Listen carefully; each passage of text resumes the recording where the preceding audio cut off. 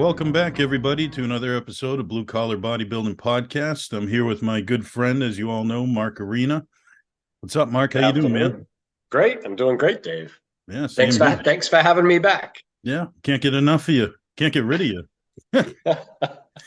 But I got one thing I got to ask you from one Boston New Englander to the next. I'd assume you do get coffee, or you are a fan of Dunkin Donuts. You go to Dunk's, get your coffee. Occasionally, yeah. Occasionally, yeah. Well, all I get is my coffee there because it's just there's one every corner, as you know. Right. But lately, for some reason, and I don't know what it is, but it's driving me insane, and I got to pick this bone. Is they cannot get an effing order right at all for coffee. Drives me insane. And this is how simple my coffee order is. Black coffee, either hot or cold, but it's almost 99% hot, even in the summer. I'll have a hot coffee and 2 Splenda. Yep. How do you mess that up? It's easy. They'll give you blueberry hazelnut, and you'll try to correct them, and then they'll tell you that you're wrong. Oh, geez. It drives me insane. But it's every time. You'd think you'd get like one person that can just say, oh, black, because they repeat it back to you. You go there, right? Go through the drive-through.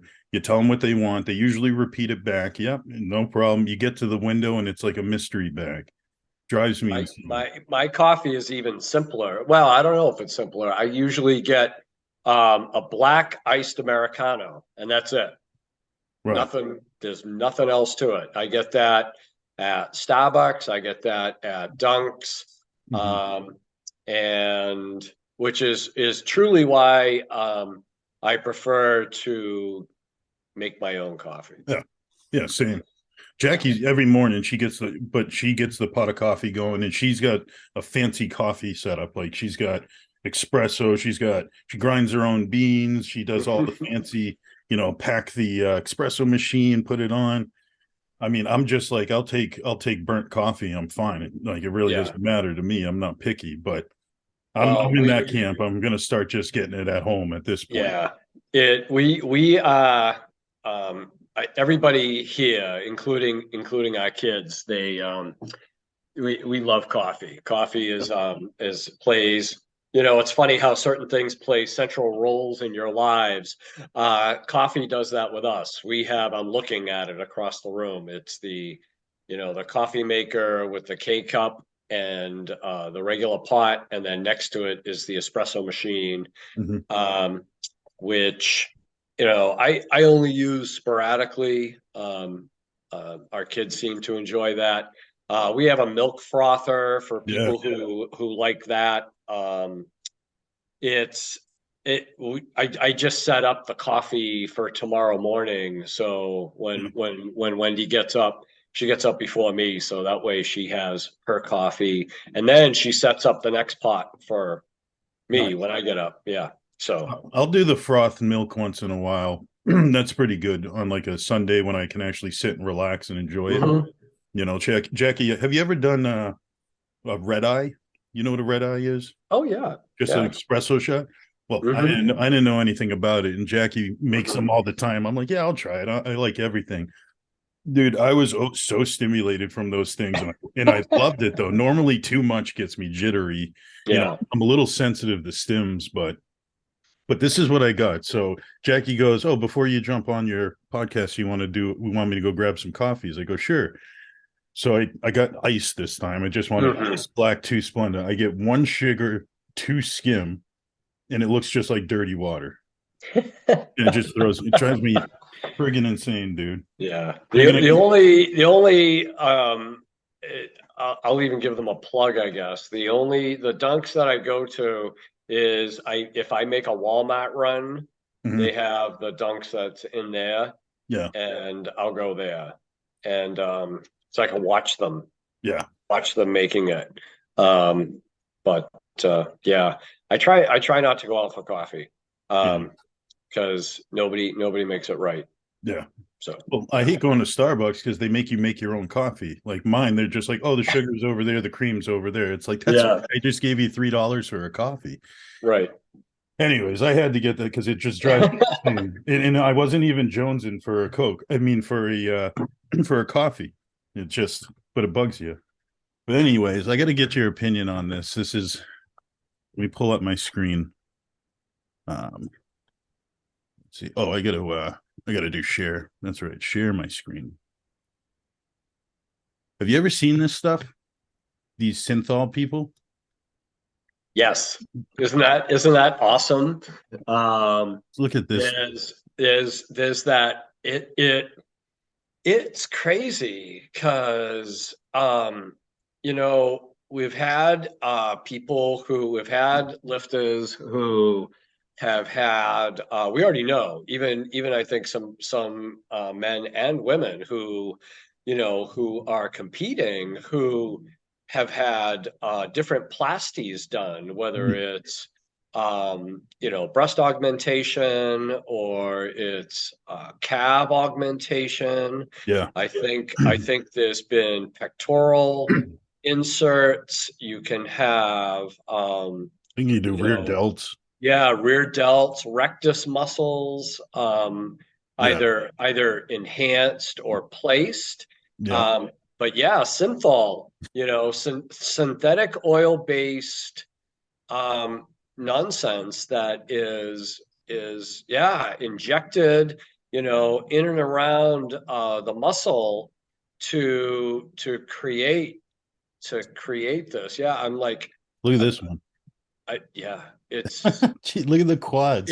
yeah, Oh my it's so God. ridiculous. I mean, I find it they're hilarious, kind of. I mean, it's sad in a point, but it's also like it's comical. I'm not trying to pick on these people, but yeah, we saw one the other day. Look at the damage this kid's done to his right, tricep. yeah, But it's in the sport of bodybuilding, right?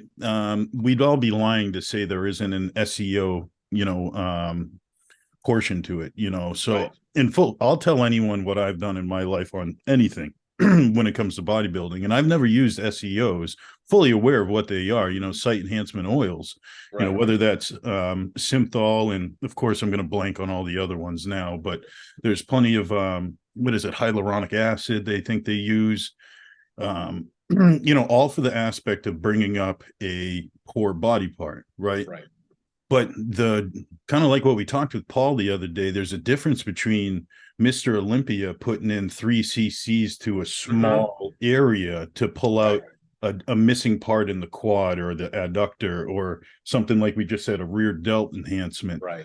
But this shit is insane. This is Yeah. the when Paul says, the devil's in the dosage and duration, this Right. is an example of dosing Yeah. constantly, because this you can't do this in a day. I mean, No. you can't do this No. in a month, really. I doubt. No. And if you look at the photo where we see the kid with the triceps, that last photo, Yeah, where he has yeah, it looks like he has like drains at the bottom of that, because without reading this story, I think we could say that not only has he had the oil removed, but the area, these things can get infected, and yeah. you know, um, Well, and that's usually the biggest issue is the infection. right, Because I mean, even just anabolic, hmm anabolics, it's not difficult to on a multi-use vial to infect it if you're not right, being persistently, if you're not consistently swabbing with alcohol and just doing the right, basics to cover your ass for a shot. I've had a few times where I've had something flare up. I never had an abscess hmm or yeah, anything damaging necessarily, but I've had my ass cheek kind of have like a marble underneath it for longer than it sure, needs to. And that, yeah, a couple cc's, and it's just this amount of infection, and then you got all that foreign oil just yep. smothering the muscle And itself. and I think that that's probably one of the bigger issues is that, much like, when people get things like even organ transplants, or they have, hardware placed in their body somewhere, even those things that are medically necessary, are still foreign objects and foreign bodies in your body. Sure. Yeah. So, you run the risk of getting infections. Now, I don't remember what was that guy's name? Who and I think he was competitive and he had like those real ridiculous, was it this kid? Yeah, was it Valentino? I know this is probably the most famous guy of Yeah, that's the guy I'm thinking of, who initially went on saying like, yeah, he didn't use any synthol and he didn't use any anabolic agents, and that's just absolutely nonsense, you right. know, and this is, again, I think comparing these guys to somebody at the pro level who has who's trying to bring up, say, rear delt, so they're trying to bring up another body part, or even enhanced body parts, if we're even talking about bikini competitors who might be bringing up other body parts or even facial parts. Yeah. You know, when there's money on a line and that's your livelihood, you should be considering that. And these are medically supervised procedures. A lot of these guys look like they're not medically supervised, No. and I think even down there's even like a do-it-yourself bodybuilding injections, Yeah. um, where this guy has these bruised balloons and these spaghetti forearms.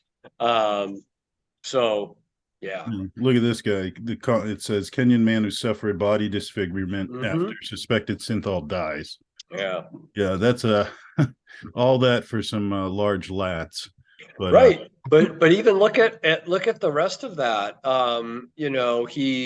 I'm looking at this guy and I'm guessing that he has injected stuff other places. I mean, he looks like he's had yeah, some it's sort almost. of facial reconstruction surgery or a procedure, like this kid. Oh my God. I got to get Jackie's opinion. I just called her to say, what do you, when you've seen this a million times, Jackie, when you see, where's the one that we were just looking at? Because I like that one. Look at how disproportionate this is, right? I know. I don't understand. I feel like part of it's obviously body dysmorphia and mental illness in a way. Yeah, in a way. But It's almost a self-harm because he's soothing him. I mean, I don't want to demean any, you know what I'm Right. trying to say, but Hmm. the fact that it's obviously damaging because it's not a matter of, like we said, bringing up a small section. This is bigger the better, and then everything else is missing in the Right. physique. I don't even think by the looks of what's not touched, it's almost like, yo, do you even lift, bro? Have you ever even Right. touched a weight? But Hmm. and it's funny because part of me almost goes, he almost got it right, because it's almost like if you really look at the Hmm. the vascularity, so he's still getting muscle pressing against a thin layer of skin. There's not a lot of Right. sub-Q oil in between muscle and skin, but so he almost nailed it until you get the wrong shot and it Yep. infects the whole, you get one rotten apple scenario. Well, But yeah, I mean, if you look at the picture that the pointer is on, it's even, um, these vascular markings are consistent with things that we would be looking for, particularly along the intermedial head of the biceps, and then even going up towards the guy's axillary area, the armpit area, mm, where we start to see some of the vascularity there, and then trailing into that triceps head, and yeah. then just the rest is this totally disproportionate and disfigurement. And I would agree with what Jackie says. These are, unfortunately, it ends up having all kinds of different names, right? We talk about body dysmorphia. mhm. We talk about you know uh, this Yeah, uh, just a poor perception of yourself. megorexia and things Yeah, like that. Um, bigorexia. Yeah. yeah, Now and this this is a woman, right? Yeah. See, Yeah. even her, this is just, it's close. I mean, it's Mhm. almost close, but it doesn't look right. Yeah, this Mhm. has got to be, look at this. Mhm. Yeah, but this is still, I was trying to see if we could find see, I can't work. Well, I was I trying to find a think girl that, I think with that photo, that one right there on from Mirror Online, yeah, I I would, without knowing this model, I would suggest that that is in fact not a woman. yeah, actually, I'm Um, seeing Adam's after this. yeah, I'm going, and I'm just guessing by that. Right. Yeah. So, Yeah. Yeah. Because there's been some women in the wellness division that have been accused in their glutes, and there's just mhm, some pictures that are a little suspect, but they're good at this stuff. I mean, they're doing again these small injections. They're not right. overloading the muscle, but Yeah. it's quite a. I never really actually dove into that with somebody because I look at it like it's just a time bomb until Yeah. you get infected. Like you're literally, I try to get away with the least amount of um foreign oil that needs to go into me of any sort, Right. for what I want to do with with Hmm. my physique. But this is almost half cheating, Yeah. right? Because it requires no stimulus and no Right. dietary needs Yep. to get some sort of effect. And Right. you're just actually, the more you inject, the more frequently you inject, now you have an opportunity to just get infection over and over. And these odds Hmm. build up to almost an inevitability, and it's You also run the risk of scar tissue, like you had mentioned, even,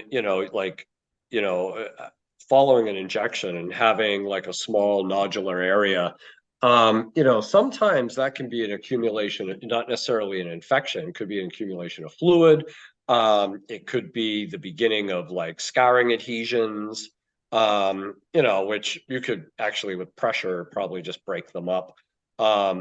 And, sometimes, depending on the oil base that certain PEDs are mixed in, um, yeah. is going to impact that as well. So yeah. I ever wonder if some people, how you can develop allergies the more that Hmm. you get allergic to egg whites by having egg whites too much or some Hmm. dietary things that happens. I wonder if any of these people ever became allergic by too much of this in their system. The wrong Yeah. carrier oil. So say they use something that's a grapeseed oil and then they're Hmm. using MCT and then they don't find out like, hey, now I'm allergic to MCT, but Yeah. they already got 22-inch pythons and now it's time to drain the suckers. Now you Yeah. got symmetries. Oh, it's just a recipe for disaster. Is that how they would go about it? They have to drain it. Yeah, we should. Hmm. Okay. You should see Yeah, that. the body's not going to absorb it. I mean, Right. there are some things like, I think with when it, like, say something innocuous like saline, right? Hmm. If saline's being injected, like with, like, say saline breast implants, I think there's a certain amount of that fluid, since it's similar to the surrounding fluids in the tissue, it will probably get absorbed. But we see that as well. I mean, women who had breast implants that were done, say, in the 90s, now seem to be facing, infections. And, I've heard stories of, and it's not my area of expertise, but I've heard stories of infections and cancers and all kinds of things. And, whether or not this is the implant itself that was silicone based, or the silicone inside the implant itself, and if that leaks into the surrounding tissue, I would imagine that would cause some infections. I know, we all run into people that we know who had those procedures done and then had them reversed at a later time. Yeah. Right. Yeah. You I was know, just gonna say I had a client that happened to, yeah, you know. She What, went through a lot of pain too really? because of it. Yeah. yeah, She got them years ago. So right. Yeah. yeah. You ever heard the crazy stories of them like exploding on an airplane? I've heard that. I don't know how much of that is accurate. Just the Yeah, visual of, Don't spread misinformation, just a Dave. visual, right. the Yeah. explosion, something. But You hold on, stay for this one, Jackie. I wanted to show you this too, Mark.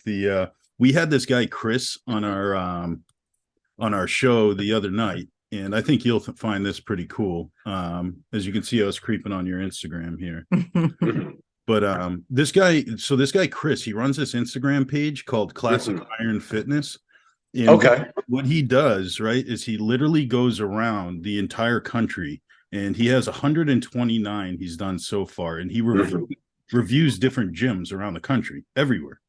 So not just I think he said he was Michigan based. I could be wrong. I think it was Michigan, but he literally color codes the entire country so you can search his Instagram and get a rough idea of now how the hell do I get out of here?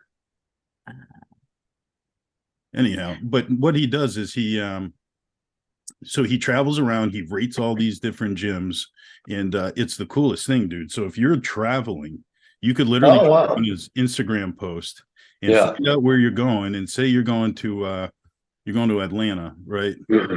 He'll show you the gyms that he's been to. And yeah, pretty cool. And then he gives a little snippet on them, and kind of ranks them. Wow, that's pretty awesome. Yeah, and the unique things he's seen, different pieces of equipment that we've kind of never really even thought of. Right. This one was, where was the carbon culture? I think it was it this one? Yeah, that's it right there. Is this the big one? Yeah. So this place is owned by Mr. Olympia, Brandon Curry at one point.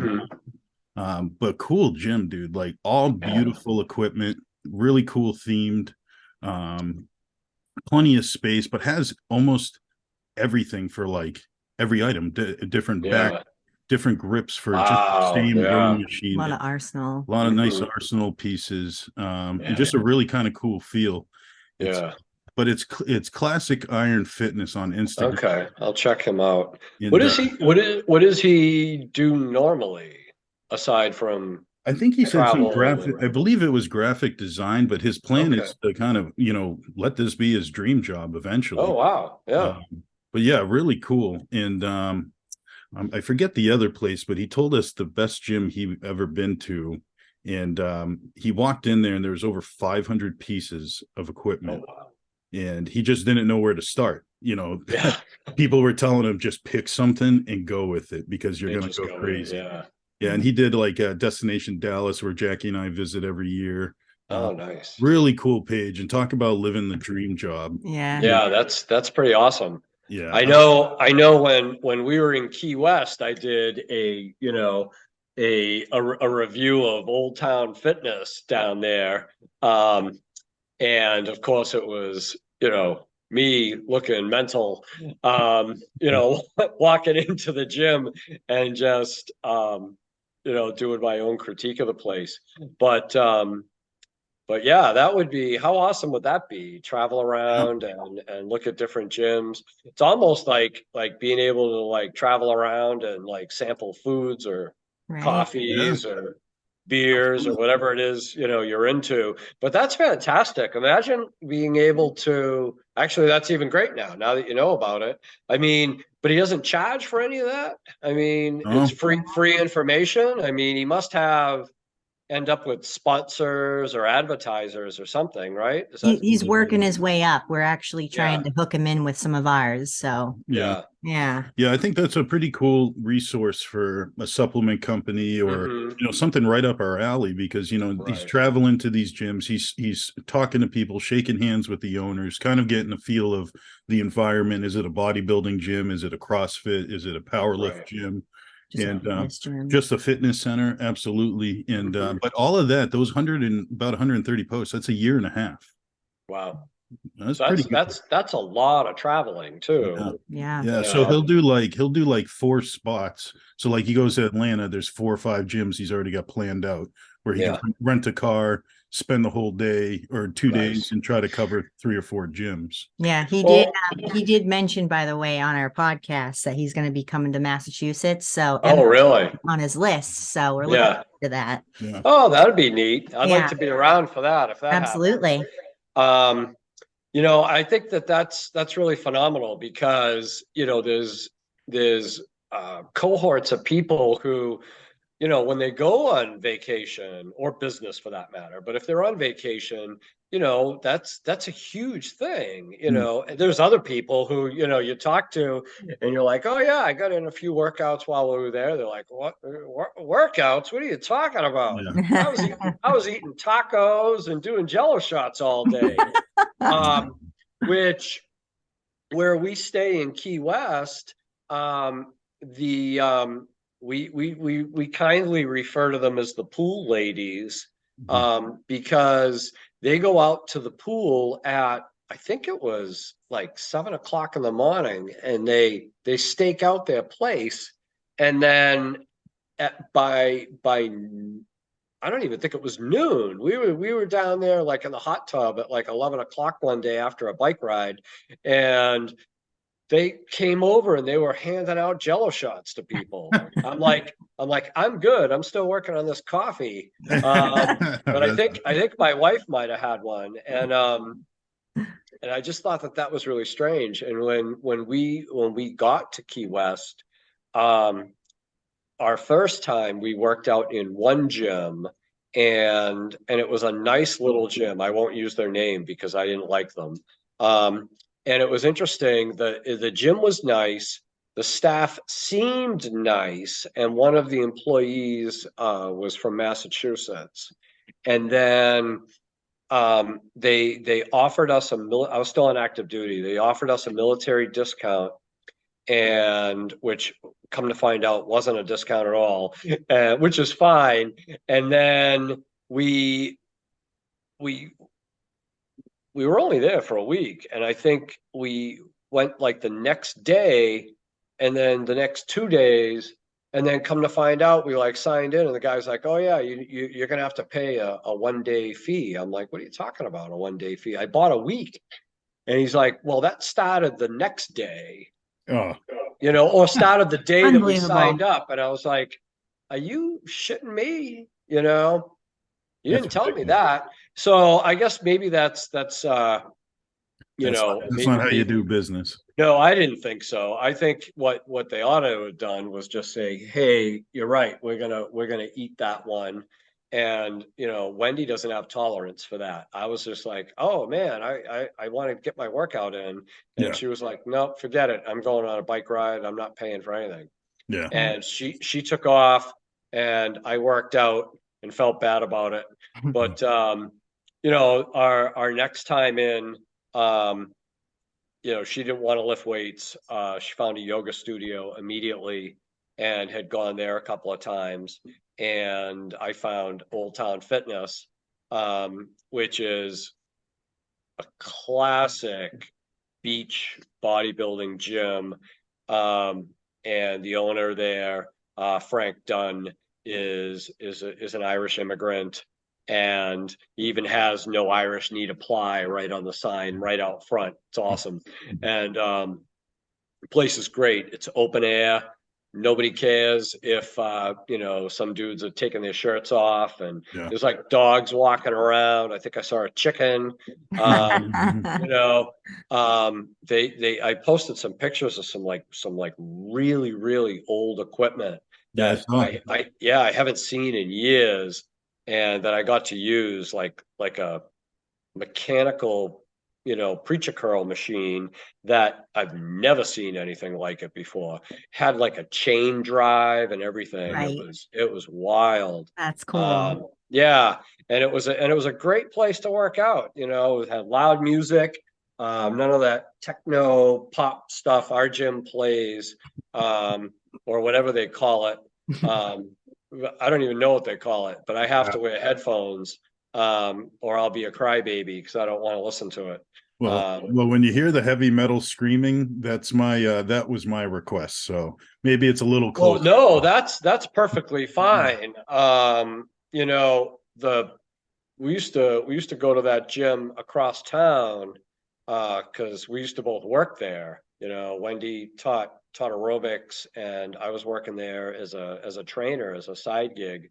And they used to I think they used to just play WAAF. I think that was just like the house radio station. Yeah. So, you know, you Yeah. just got that, and that was fine. Absolutely. But yeah, I can't listen to techno. I can't get techno or yeah. Oh, come on, any you of got that. you gotta give the 90s hip hop some love. Come on. Well, you know what? That's not even 90s hip hop, because I know what 90s hip hop sounds Yeah. like. I was there when hip hop was invented. And this is, there's a difference, I think. Let's talk about that for a second. I think there's a big difference in hip hop music versus frankly, I find it actually very discouraging to listen to it, because I think if somebody listened to the lyrics closely, I'm not going to even give them an artistic nod. I think, when you talk about sexually assaulting somebody or shooting them in the face, over a drug deal gone bad, those might be facts of life some places. And I'm not saying I listen to hair band music. So, some of Bon Jovi's and Motley Crue's lyrics aren't as nice either, but they're not as bad as some of those lyrics. And I just can't listen to it. So I feel you. Yeah, well, then there's that mumble rap that's out now. Like, I can't do that. I stick with my old school hip hop, and that's pretty much. Yeah, I mean, I'm all for Run DMC and Young MC and those guys, and I like I'm a huge Beastie Boys fan. Yeah. And I will say that I do like Marky Mark and the Funky Bunch. And I once met Mac Wahlberg, so I don't know him or anything. It was actually like this, like, What's up? and it was literally, and I can't remember the kid's name now. It's one of those kids from Belle Biv DeVoe, but they were New Edition, before New Edition really got. I don't know if you've heard of New Edition. They were like, they came out with a song Candy Girl in the 80s, which predated sort of the boy band music hits. And I can't remember that kid's name, but Bobby Brown was in that band also. And literally the kid, they were part of the METCO program, and they like went to Belmont High School, and this was at a party, and that kid was there. Mark Wahlberg was there. None of these kids were famous, and literally like the next week they were mega stars. New Edition dropped that song Candy Girl, and it was, everybody went nuts. Mark Wahlberg and Donnie Wahlberg and those kids started rapping. New Edition, New Kids on the Block was getting ready to launch. Marky Mark was with the Funky Bunch. A couple of years later, Bobby Brown was like in Belle Biv DeVoe and all that stuff. And that stuff I can handle, but this stuff about mowing down cops with stolen Glocks and all this nonsense. Right. But I listen to punk rock and hair band, so it's I guess I can't. I'm one of those. I listen to whatever I like. If it could be the weirdest thing, and if I like it, I like it. I can't help. Yeah, that's how I am. But some of it, it makes it hard to focus on your hack squat when you're listening to some domestic violence narration going on. I know Wendy came home today. She was at the gym, and she was telling me she had her 90s hip hop playlist going on. Nice. Her phone, so she was pretty excited. Yeah. Good. I like it. Good. All right. Well, let me get what I do want to do is we did want to get into some whiteboards with Mark here. I'm going to check out, but I just want to say hi. Yeah. Thanks for having me. We wanted to, Jackie. We just wanted to know what you'd think if I started having like 30-inch pythons with some. Get out of here with that. Okay. I'll try next time, Mark. That's mental. I mean, I used to joke around saying I was going to get calf implants, because those guys like the fat guys who have fat guy calves. That You was the know, only good part of me being a fat ass at one point was luckily and I was a running back in high school. So I was kind of always running back and linebacker. So I was always kind of, obviously using my calves, running, pushing, always right. having some sort of resistance on my tippy toes at some point. So I give a little credit to that. I've trained calves a handful of times, and the second that they're not keeping up with my quads, I'll go Yeah. for it. But that's the only thing I can say. I genetically am lucky, and for some reason my arms, it doesn't, like, I barely train my arms, and they grow. Yeah. Actually, when I started correcting a few years back, when I started correcting my back training, to be proper, I was getting better back growth, and the arms weren't exploding as much. And I started realizing I was doing a lot of my back movements with my arms. Yeah. So I was learning, I just started putting some basic things in, just mentally thinking as my hands as hooks. Less grip is better. Right. So like I've been teaching Jackie, she knows that, but we've been focusing on some of these basics. Even myself, we all continue to focus on these basics. So things I don't need a wrist wrap for, I mean, a wrap for, strap for, excuse me, I'll still use them just so I can eliminate my forearm and my grip and kind of lead with the elbow. So it's funny how you just learn these things by chance as much as it really is. Sometimes you learn them by injury too, and I've come across that the same way. And I'll use straps. Like I'll use straps sometimes when I do heavy pulls, like, I still do deadlifts now and then and whatnot. And I get people like, oh no, you're losing your grip with that. Well, I'm not training grip. Yeah. I'm just trying to, attack my nervous system today. And one of these days I'm going to ditch deadlifts altogether because what? I don't really know if they're really doing anything for me, Yeah, there's a few power lifters out there that have, in strongmen, that have talked honestly from the best experience, because they're some of these world strong men know what they're talking about. Yeah. But they kind of talked about on one guy was on, I forget his name. I think he's like the third best in the world. I can't remember his name. I think it's like Rob Oberst or something. But he's a world's strongest man competitor, and he preaches, like, if you're not going to be the best at deadlifting, there's no need for deadlifting. I mean, just think about the stress on the frame of your body. So it makes sense. I kind of got rid of them because I found spending my time and energy in other places are better, because you're either going to start with a deadlift or you're going to finish with it most of the time. It's not in the middle. So, and I never found my sweet spot, and I never really found much hypertrophy for it. My lower back would be on fire. But hey, you live and learn. I think there's, I think for, if you're training posterior chain, I don't think the conventional deadlift is really worth the money. I don't even think people like to make fun of, it's funny, people make fun of people's like deadlift styles. Like if they're a sumo deadlifter, they're like, oh, you should pull conventional.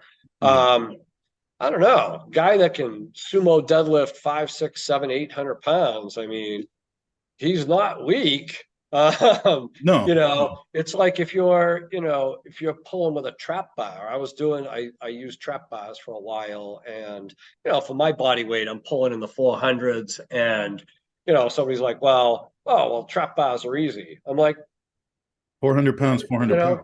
At the time, I think I weighed like I was heavier. I weighed like 160, and I'm like, all right, well, I'm deadlifting like 4 times my body weight, go deadlift 4 times your body weight with a trap bar. Tell me how much easier it is. Yeah. I think for your money and for injury, and particularly if you're a competitive athlete, competitive bodybuilder, and you're going for symmetry and muscle development, I think either ditch all of them altogether or keep it old school and do like Romanian deadlifts or Romanian deadlifts with dumbbells. Well, when you talk posterior chain and just lower back, rack pulls is still fine to keep in. I like doing that with a lot of my clients. I think You know, and rack pulls are funny, Dave, because you know you've got the rack pull subscribers who, you know, who load that bar almost like that's high. It's like Yeah. hip level or waist level, and they're like, "Oh, I just rack pulled 700 pounds." Yeah. I'm like, "No, you didn't. You almost dislocated your wrists." Yes, exactly. You know, and Yeah. you pulled your humerus heads out of the sockets, and that's a great way. Like I've never, you know, you always hear people saying you're going to rip your biceps on that deadlift. In 30 years, I've never seen anybody rip their biceps on a deadlift. I know some people have, but I think rack pulls are great if you're going to rack pull at like mid shin. Yeah. You know, and then I think that's a rack pull. Yeah. You know, everything else is I don't know what it is. Yeah. It's standing up with heavy weight.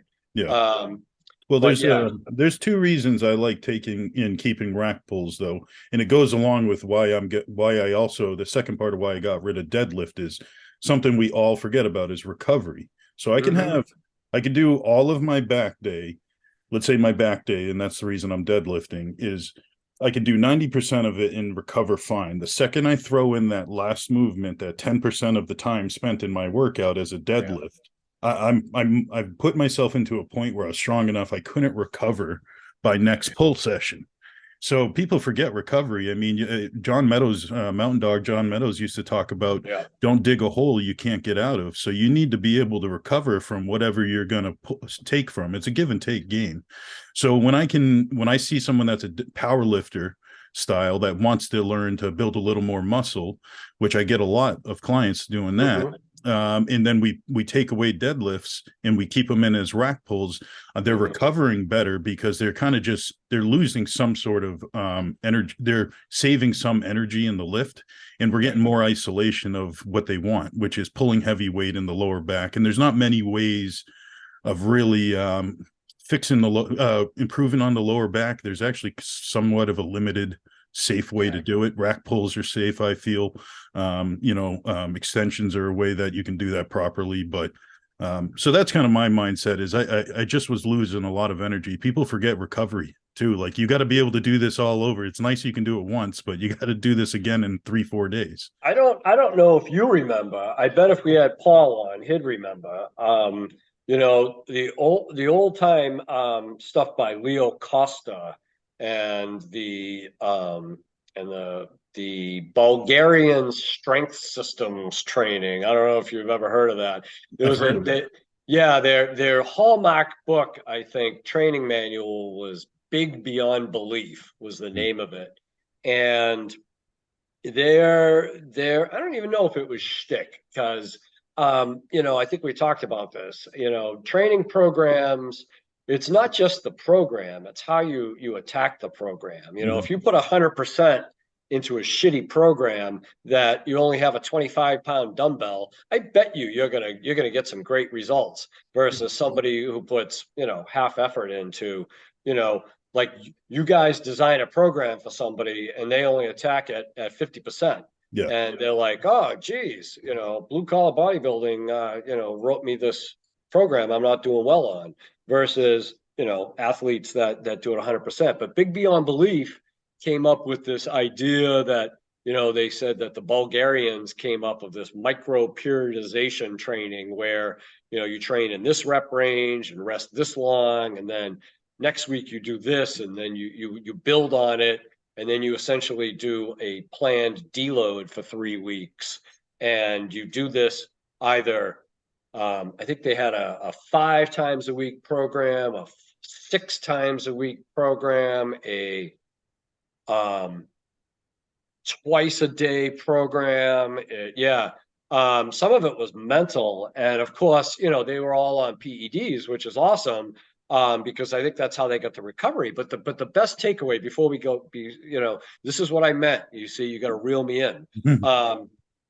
The best thing they talked about, I think, in that entire book was the scientific ideas of neuromuscular adaptation. We see that abbreviation places, SMA, where if we take if we take a piece of machinery or like a cable and a pulley system, and you use that to say isolate a small muscle like a deltoid head or a biceps or even a triceps, or even isolation movements for pecs, and we just adduct and abduct the shoulder. We know it doesn't stress your neural system as much, right? Versus you're going to train biceps by doing, closed grip weighted chins, Yeah. which you're assaulting your nervous system. Because I think even if you didn't use extra weight, the idea was moving your body through space. So which takes much more energy than anything else does. So movements like squats and hack squats or deadlifts or other deadlifts or pull-ups or even push-ups for that matter, throw a plate on your back or wear a weighted vest and you'll stimulate the body more, I think. But Well, it's just yeah, like now that we've talked about this, I'm going to not do any more conventional deadlifts. That's it. I'm done. yeah, there you go. I'm gonna sub in, I think, rack pulls and RDLs into all my spots where I've programmed in my deadlifts. And I'm gonna do that for the summer, and I'm gonna see what happens. Good. Yeah. Well, you don't know what happens till you run that experiment. Right. So, I was quickly going to say too, what you're talking about periodization in building some sort of frequency or volume as you go along in that block. That's actually very reminiscent to how I build my program. Yep. So I'm a fan of Dr. Mike Israetel. Paul's a fan of him. And he allows actually different styles of training so intensity and weight versus volume and more time under tension.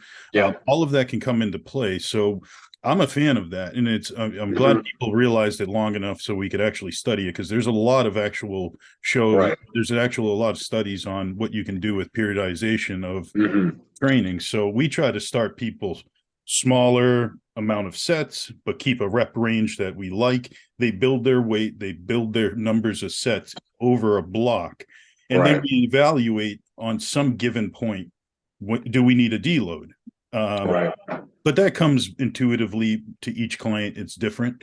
But the nice thing is say you build yourself up to 5 sets of everything, high volume, in your top set of a chest press went from 60 to, let's say 70 to 80 at the end of that 8-week block.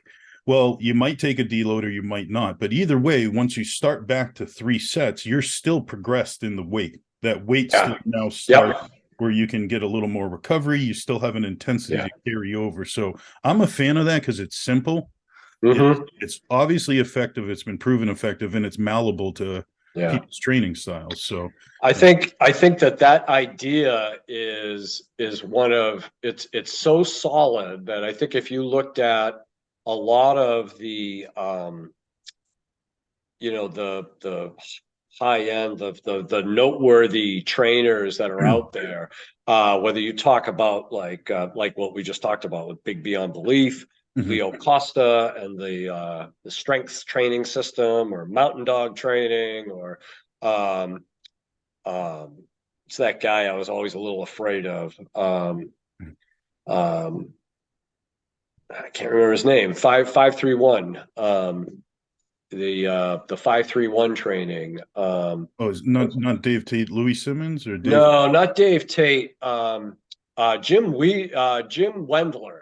Oh, okay. Yeah. Jim Wendler. Yeah, power lifter. He's a football player.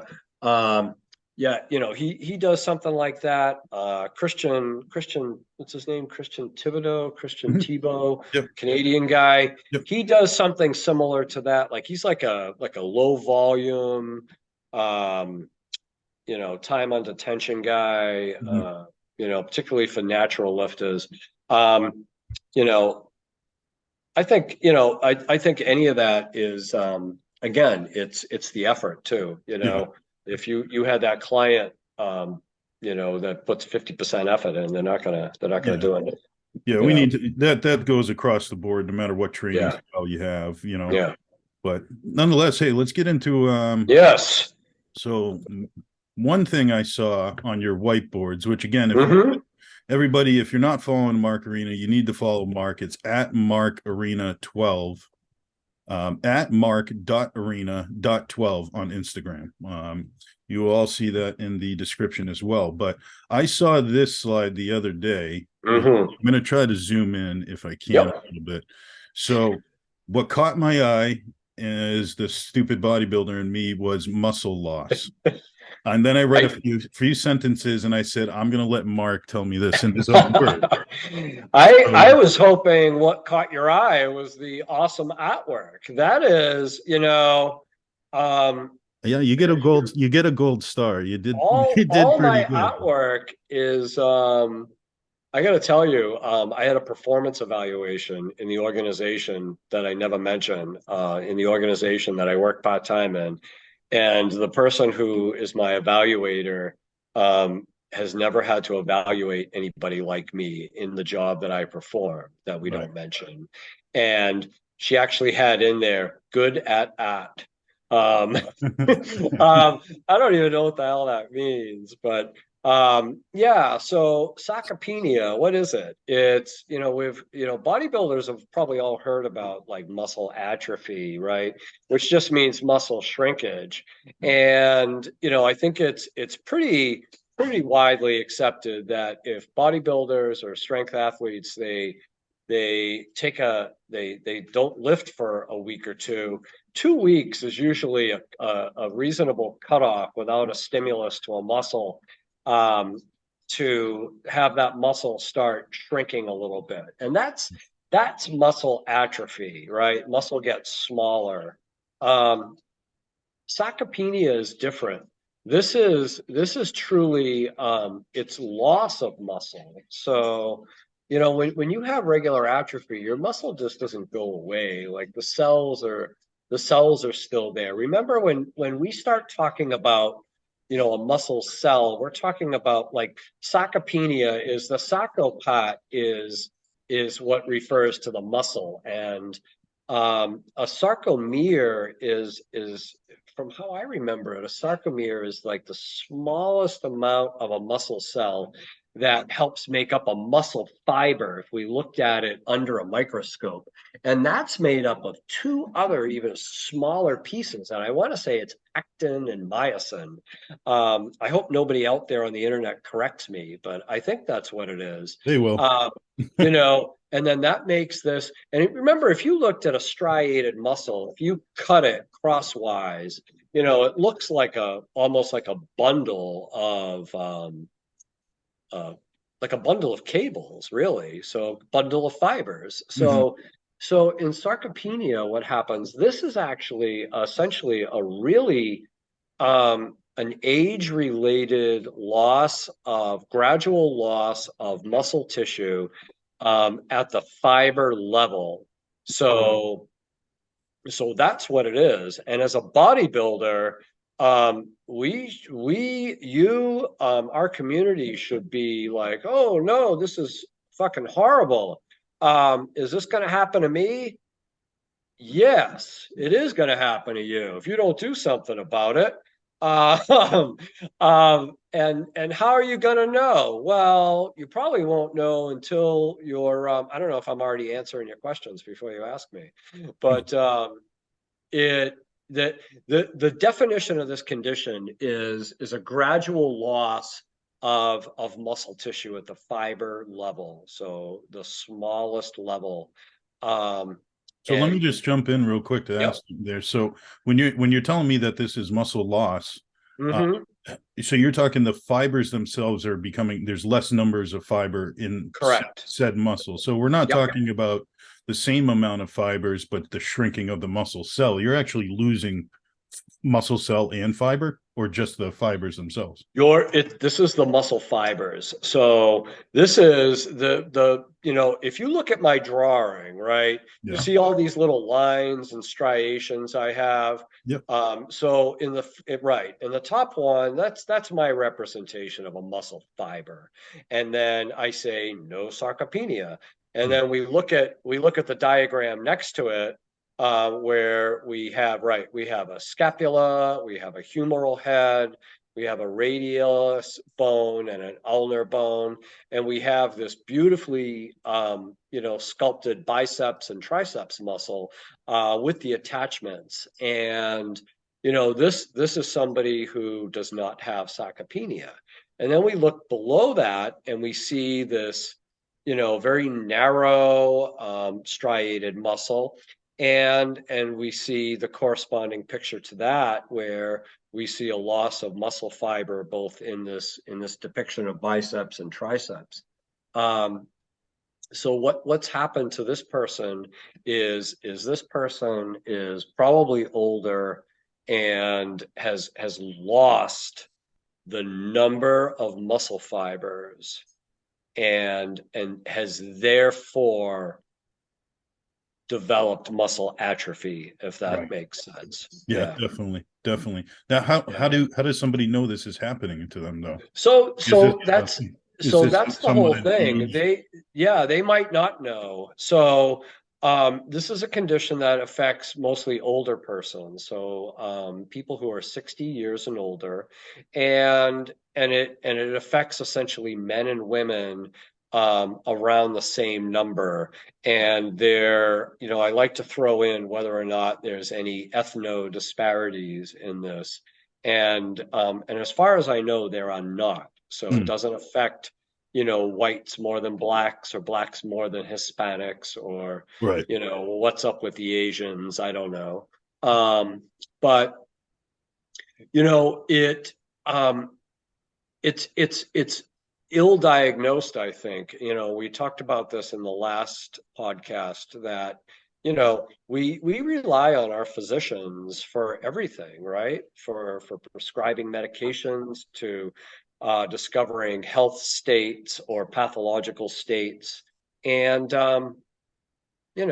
we need to educate the consumers and the athletes so they know.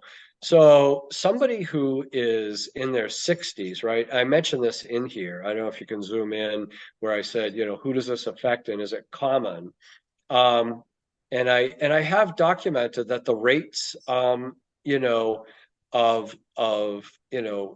of diagnosis are inconsistent, where rates range from 11 to 13% or 5 to 13%. Well, so what if it's 5 to 13%, right? Or if you're over that, 11 to 50%, which I think is astronomical. Yeah. But if I was the provider, if I was the physician, and I had my patient come into me, like, let's say, Dave, it's 28 years from now and you're 60, and you went in and you've fallen down, and you're not as energetic, and you're fatigued, and you have trouble bending over tying your shoes, and you tell your physician this, and they say, well, so what? You're 60. What do you expect? Or so what? You're 70. What do you expect? Or so what? You're 80. What do you expect? Well, I say that's nonsense. Yeah. And so we don't have the numbers. I imagine these numbers, particularly looking at a cross section of Americans, is much higher. You and I see a cross section of Americans who go to a local bodybuilding gym. So, our cross section of people is not what you would see. If you looked at our gym, I'm like one of the oldest people in there, and I'm 55. So, there's not a lot of 60-year-olds in there, and there's certainly not a lot of 80-year-olds in there. It's also not diagnosed well because we have a lot of obese Americans. And if we looked at somebody who is obese, they have a large body mass, right? So their BMI is wicked high. And you and I both know that we can't rely on that, right? because somebody who has this can have, it's a phenomenon, sarcopenic obesity. They're really large and overweight, but their actual lean tissue is really, really small. Sure. And they don't know that because nobody told them. You know, so I wager to think that it's much more common than we think it is. Yeah. And it's not being diagnosed, and it's a lot harder for people to pick up. And I think the mindset is most people believe I'm 60 or I'm 70 or I'm 80. This should be normal, you Sure. know. Well, that So, makes sense. I mean, that was one thing that popped in my head was this sounds like almost all people past 65 are losing right. muscle tissue. And for many of reasons, they're not all going to be the sarcopenia, but Right. you don't know unless you know, you don't know unless it's kind of diagnosed. So Hmm. that leads me to the go ahead. Well, actually, it is going to be sarcopenia. It is going to be sarcopenia because it there's a cause for the muscle loss, right? Mhm. And I think if, this is, I hate to say there's a process, a gradual process that comes along with normal aging. This is a pathological condition that comes across during the process of normal aging. And if you don't do something about it, then you will be affected by this. Sure. So, Now, how do we leads me to my next question is how it mhm, says right here, imaging testing. Is this how mhm. you're going to be able to keep on top of it to see if this is currently happening over time? I mean, Well, how do you yeah. pick up on So, sarcopenias in process? it goes back to some of the root causes of sarcopenia. I said normal aging, but what comes along with normal aging, unfortunately, is the lack of physical activity, and it's probably a change in diet. A Yeah. lot of folks in their 60s, 70s, 80s, and 90s, they're not even pounding down, perhaps, an 1,800 calorie diet a day, that has a lot of protein in it. Right.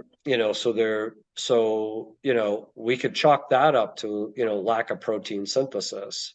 They're not, doing exercises that help stimulate protein synthesis.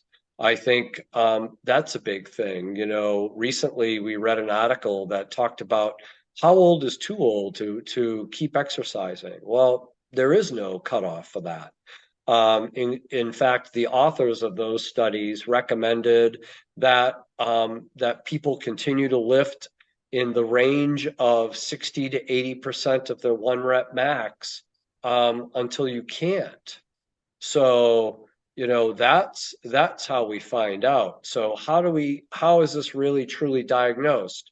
Well, in the family practice office, they might do this functional testing where they test physical strength, assistance with walking, rising from a chair, climbing stairs, and falling down. We can, I look at people when I see my veterans, and I do a real simple test. I say, go sit in the chair with the tan seat. And I watch them get up from the couch and walk into my exam room and then have a seat. So I've seen how quickly it takes them to rise from a chair, walk around 10 yards, and then follow my cognitive instructions and watch them sit back down again. Mhm. And I have a rough idea, and then I do a physical exam. So, some of these other things like DEXA scans, we've heard of that, right? We know professional bodybuilders, they get a DEXA scan often at some point in their training, right? Because it tells them what their fat mass is, and it tells them what their lean mass is. Um, we could do it more simplistically, like with bioelectrical impedance. We know it's not as sophisticated, but we know that electrical impulses travel more quickly through water-philic versus water-phobic tissue mass, right? And fat is water-phobic, and muscle is hydrophilic. So it travels faster through muscle than it does through fat, and we get an idea. We can also start looking at things like vitamin D level. Every year we're surprised that vitamin D seems to play a greater role in the way our bodies age and function. And, it's been recently we've seen that vitamin D seems to play a role in hormone regulation. Like who the hell knew that? Yeah. So I focus on men's health, but this would be the same for women, I imagine. We see a gradual decline in testosterone levels after the age of 30, and then about mid 50 we see another decline, and it's like the floor was pulled out from underneath you, and there's a significant drop in this circulating hormone level, and then it continues to gradually decline into the sixth, seventh, and eighth decades of life. General medicine has said that that's perfectly okay and it's perfectly normal, and they've hidden behind things like coronary heart disease and high blood pressure as reasons to not supplement men with hormone replacement therapy, and therefore conserving muscle tissue. I say that's nonsense as well, because we have the tools that aren't even very sophisticated at all to measure blood pressure. Here in the Commonwealth, if you're on Medicare or if you're on Mass Health, you're going to get one probably prescribed to you, and you're not going to pay anything for it. So there's the tool. Check your fucking blood pressure and see what it is. Yeah. I'm on clients all the time about it, and I'm a perfect example of someone who let my blood pressure get out of range for too long and just was ignorant about it. And now that with the knowledge I've built, it's the easiest thing that we can monitor is continue to have at least an understanding of how you run. Do you run do you run high? Do you run low? There's people that run low. There's people that actually have some scenarios. We actually had a point where we thought Jackie might have her blood pressure running too low because she'd have episodes of feeling maybe a little bit weak or a little bit kind of spaced out. And one of the things we had to rule out was low blood pressure. And that wasn't the case. It's something more simple than that. But that's something that, again, when we talked about blood pressure before, that's almost a great starting point for many different issues down the road. It has this trickle effect or this downstream effect you can look at, saying if it's something is off with blood pressure, I can start to take a look at many other facets and just get more simple. Go start large with blood pressure, go to the next largest things, and continue to work your way down the chain. And if that's not working, then you continue to talk to your physician or talk to somebody that's a little more educated, or take the initiative. But not taking your blood pressure shows no initiative, and it shows me you really don't care about what's going on anyhow. Well, it's, we could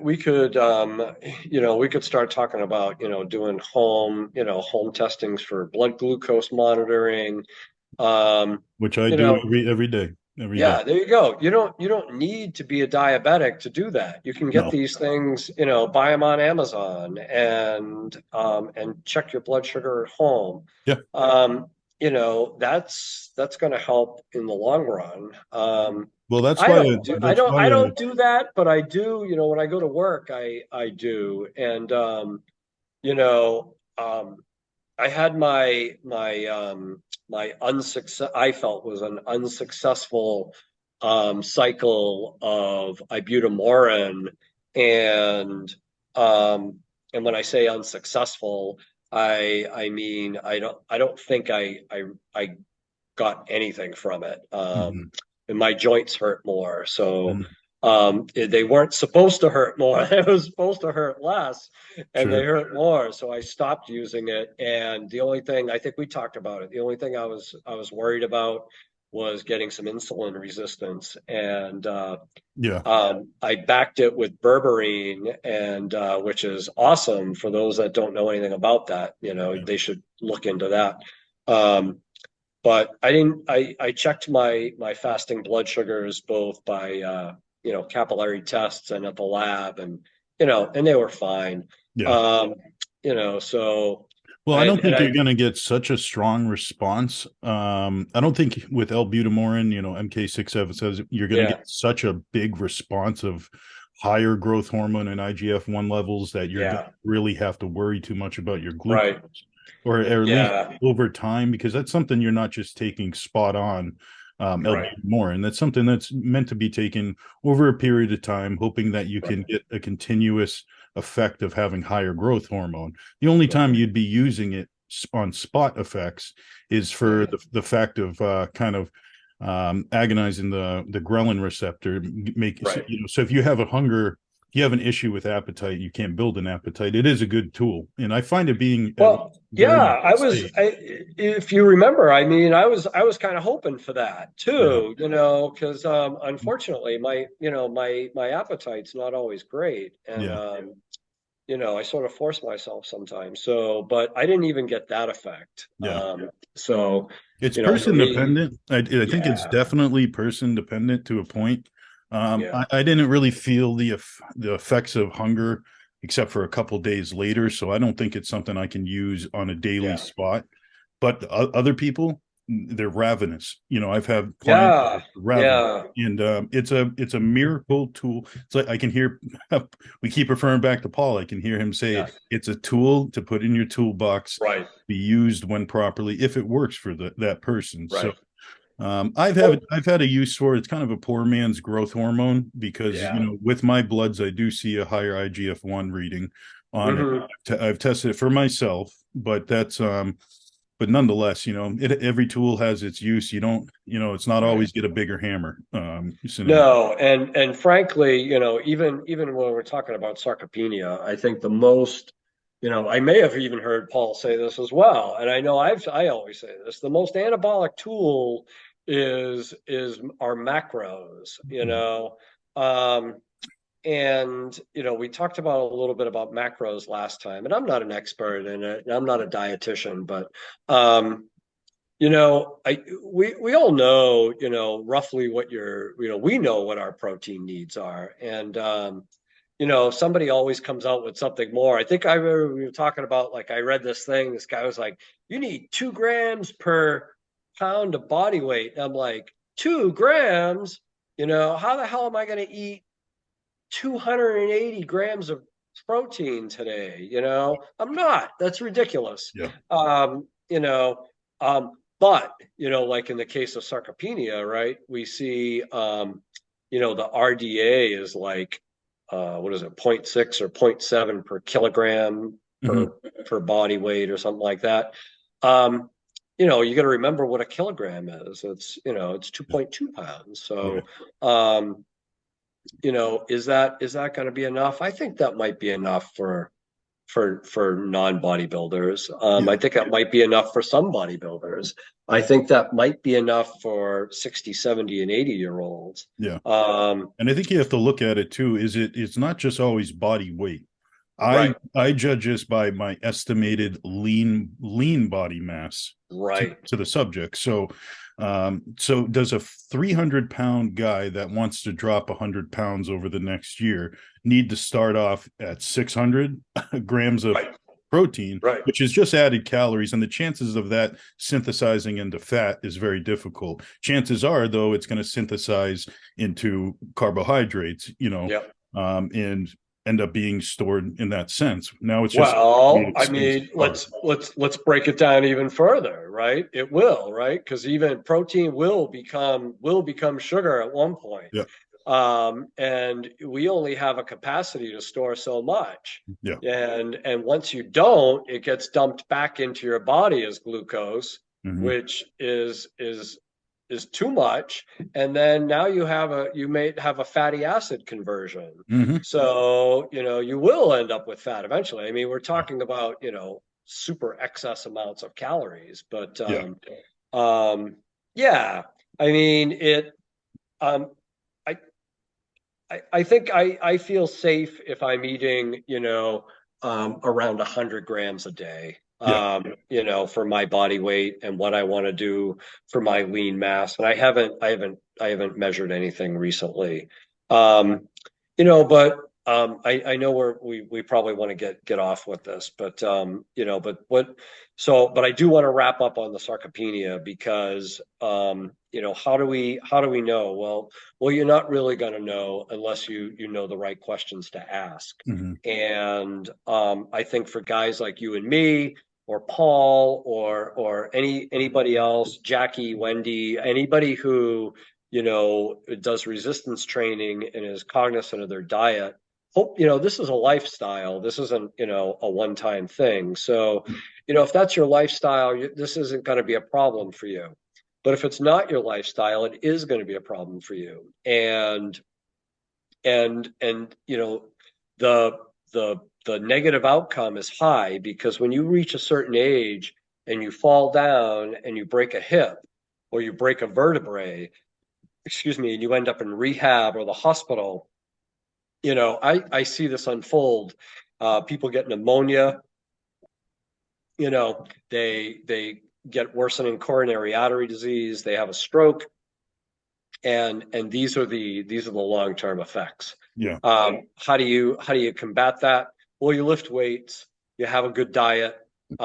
When you get to a point where you should advocate for yourself, see if your doctor will do an IGF-1 level on you, Yeah. or a hormone level or a vitamin D level.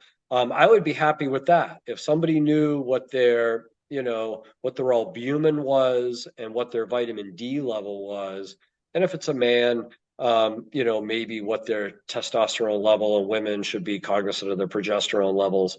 And getting into older age, that would help a whole lot with that. Hmm.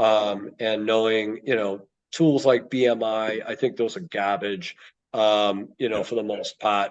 But unfortunately, that's what general American medicine is using, Yeah. as their tool. And you know, I think, what, this goes back to where I said, the bros always know, especially bros who read, peer-reviewed articles. Yeah.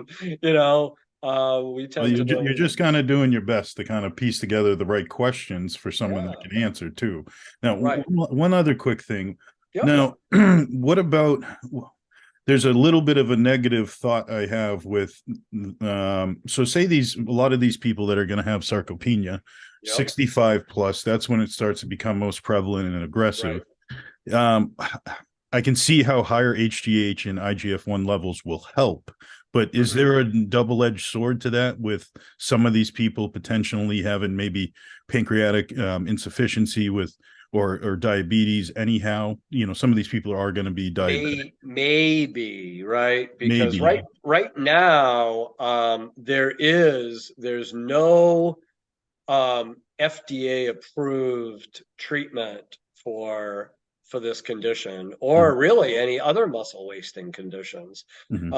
And if we look at some of the literature that's floating around there, even ibutamorin's a great example of that, because in studies of MK677, we see it being utilized on older persons who are untrained, and Mm-hmm. then suddenly, like a miracle, they get a better appetite, right? Ghrelin.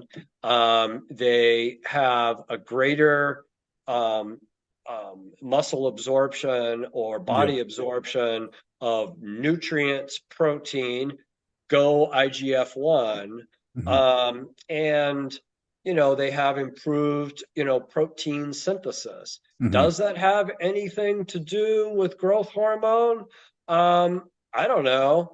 But I think if we had improvements in circulating hormone levels, between testosterone and growth hormone, and potentiators like IGF-1, and the right mix of macronutrients, well, yeah, we've just created the perfect recipe for building muscle tissue. Right. You know, growth hormone, as you know, is really interesting because it does what it's supposed to do. It's supposed to grow cells, and we know it doesn't just help grow muscle cells. We know Right. it helps grow other cells, which is why, you know, with older people, particularly if they're at risk of certain cancers, we Yeah. need to be cautious Yeah. because, Proliferating of the cancer cells. yeah, Yeah. it may feed that pathway and have a bad outcome, Hmm. and which is why there's no FDA approved you know, treatment Hmm. for this. So yeah, if, you know, again, it becomes important to measure, you know, people who might be in a hyperinsulinemia state or who have hyperglycemic states. Hmm. You know, when we, which is why we wouldn't recommend, yeah, you should Yeah. be on HGH. But I think it's important to have those things checked because they certainly would be really great off-label uses. Yeah. You know, like I've talked about this, you know, I'm not doing any competitive bodybuilding. So, you know, I'm not using any PEDs. And I think that if I were going to, I certainly would. And I certainly would add growth hormone and insulin into that mix Sure. because I think that you know, not only would I be enhancing muscle growth and muscle performance, I would also, you know, as far as physique, it would help, I think, with utilization of certain fatty acids and body fat. Hmm. And if you're looking for somebody who's looking for, you know, the presentation of muscle density and muscle hardness and muscle fullness, you know, well, fuck yeah, you want to use Right. those, you know. But you know, since they're not FDA approved, we wouldn't just say, "Hey, man, you're 70, you should be on HGH and test." Right. Um, but if we said, "Hey, man, um, pay out of pocket if you have to, and find out what those levels are," and if they're low, you know, I don't know, go to Canada and, you know, or go to Mexico or get prescriptions and ride the train because um, think of it this way. What is the cost risk benefit ratio? I don't even know what it is. You know, I've talked about this with some of my veterans. You know, if I've said, you know, if you're in your 70s and you know, your testosterone level is low and your doctor, you know, we talked about the fights the VA has with patients putting them on TRT versus buying testosterone cypionate or another steroid and just doing it. Well, are you going to really at 70 and 80? Are you worried about testicular shrinkage, and are you worried about, you know, your sexual and reproductive health and function? Maybe you're not, you Hmm. know, and you want to be strong and muscular. I don't know. Hmm. Um, you know, it you know, it all depends. I mean, if somebody has already been that way since their 40s, with or without PEDs, and they get into their sixth, seventh, and eighth decades, and they want to still live that lifestyle, if you can't do it without PEDs, then do it with PEDs. Sure. You know, if I had a loved one that had a muscle wasting condition, let's even just say it was from a stroke, because you could get sarcopenia from having a stroke, right? Or a neuromuscular entrapment. You get a cranial nerve that's entrapped, and you don't have the stimulus to the muscle, right? If you have a muscle, you have a nerve fiber that's coming off your spinal cord, and it is supposed to innervate your quadriceps or your calves, and suddenly you've got foot drop, right? You know that a muscle motor neuron isn't firing correctly. Well, shit, now you've got loss of muscle size and fiber. Yeah. You know, the same thing if you can't feel anything, you've got a sensory, nerve unit that's not firing correctly. Right. So any of those things from, some sort of lack of stimulation, whether it's a bicep curl and a steak versus somebody who's had a stroke or nerve entrapment, it's the outcome is going to be the same. It falls back onto what you just said 2 minutes ago. It's the more you know, and it's more tools in the toolbox. Yeah. So, this condition's inevitable, and it is, I wrote on my board, what can I do? It's fight like hell. Yeah. And absolutely, you should fight like hell. And that's the bottom line. Well, I like the way that you kind of approached it too. The first things to address are, well, this is how it relates to bodybuilding slightly, from the way I see, is the approach to how you can prevent this or maybe fix it once you know you have it is not much different than the journey I play as a bodybuilder. So first things first, having good, proper training for the correct goal, and having nutritional requirements met first and foremost. And then there's proper rest is never really incorporated in anything, but as you're trying to, it's unincorporated enough. But if you're training correctly and you're eating correctly and you're allowing time for these processes to play their way out, and then continuing to repeat as soon as possible, that's how you get more progress forward. And then the things like anabolic usage or some growth hormone usage or any other ancillary drug that we can pull together later is all talked at after basics are covered. So in bodybuilding, that's how it has to be. That's going to be my approach with the client. Is I don't even want to hear about what kind of test or what kind of anabolic or growth hormone you have if you can't tell me what you had for breakfast.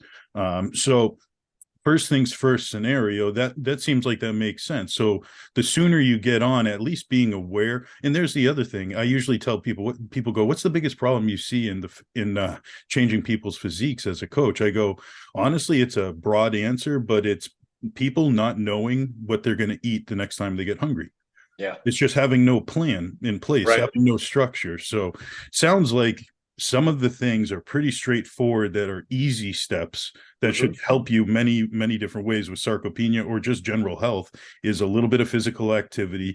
Resistance training doesn't always have to be under the bar. There's resistance training, walking upstairs, up a hill. Walking is resistance training. Yeah, I saw that. It's a weight bearing exercise. It's simple. Whether it's bodybuilding or it's injury prevention, it's simple is always better. You're right. Everything else is extra after that. Yeah. And then picking the right tool as well, because not everybody is going to be Mr. Olympia or Ms. Olympia if they still have that. I don't even know if they still have that anymore. Oh, they do. Yeah. They got all the female. But in the old days, before anybody synthesized, MK677, we had things that were already endogenous that we used as exogenous, like arginine and HMB and these other things that we can create that we don't create in large amounts that we've seen in some studies. Do they affect growth hormone? I don't know. They say they do at some level. Do they affect IGF-1? Well, I've read a lot of papers that say it does, but I just read one that says it doesn't.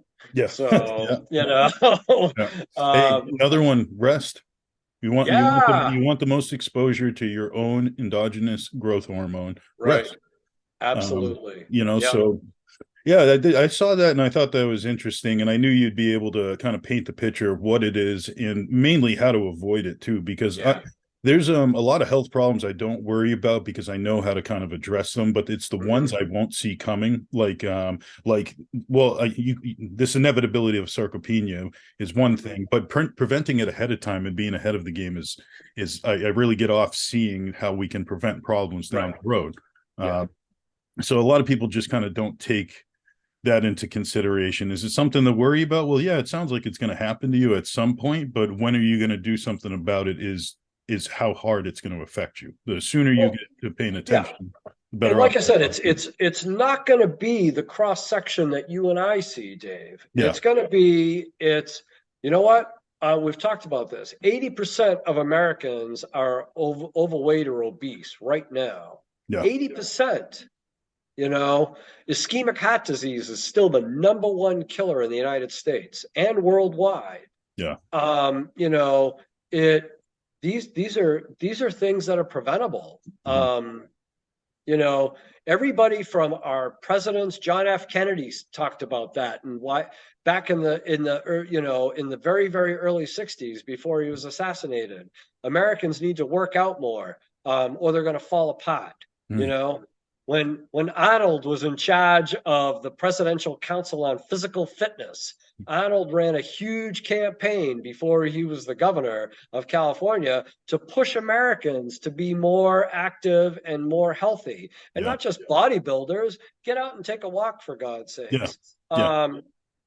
You know, it's really the best prescription.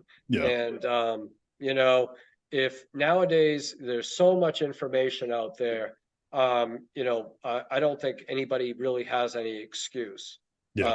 So especially in 2023.